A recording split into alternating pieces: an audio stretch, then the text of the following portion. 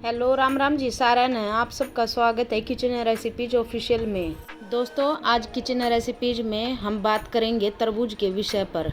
जब गर्मी का मौसम होता है तब तरबूज हमें चारों तरफ भर भर कर दिखाई देता है और प्रकृति का यह तोहफा हमारे लिए अनमोल है।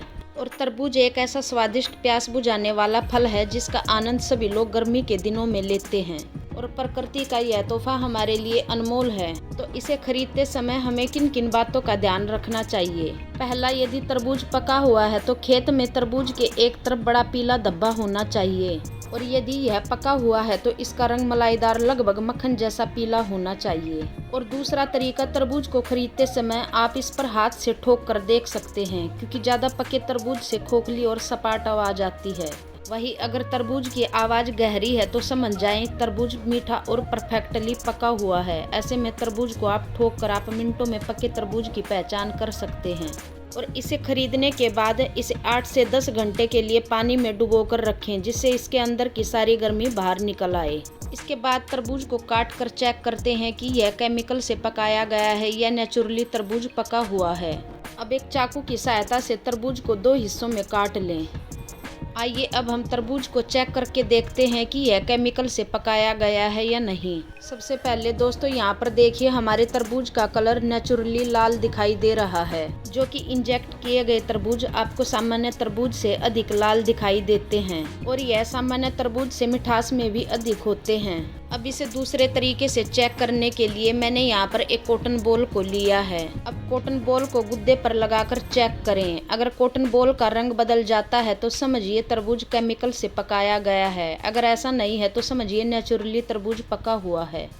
तो दोस्तों, यहाँ पर देखिए कॉटन बॉल के ऊपर कोई भी केमिकल कलर नहीं आया हुआ है। इसका मतलब हमारा तरबूज नेचुरली पका हुआ है। तो तरबूज खाने से पहले आप भी बहुत आसान तरीके से इसे चेक करके देख सकते हैं। दोस्तों, तरबूज एक ऐसा फल है जिसमें 90% पानी होता है और यही वजह है इसे गर्मियों में खाने से पानी की कमी नहीं होती और यह तासीर में ठंडा होने के साथ हमारे पेट को भी ठंडा रखता है। साथ ही गर्मी में होने वाली एसिडिटी और सीने की जलन की समस्या से राहत दिलाता है। और इसमें बहुत सारे मिनरल्स जैसे calcium, iron, magnesium, phosphorus, potassium, sodium, zinc आदि मिलते हैं। और तरबूज में लाइकोपिन, सिट्रुलिन और vitamin A, vitamin B2, vitamin C जैसे पोषक तत्व भरपूर मात्रा में पाए जाते हैं। और इसमें लाइकोपिन होने के कारण यह हमारी आंखों की रोशनी के लिए बहुत ही फायदेमंद है क्योंकि इसके सेवन से हमारी आंखों की सेल्स स्वस्थ रहती है और बुढ़ापे में भी रोशनी कमजोर नहीं होती। और इसमें बीटा कैरोटीन भी पाया जाता है जो हमारी स्किन को हेल्दी रखता है और साथ ही हमारे बालों की ग्रोथ को बढ़ाने में मदद करता है।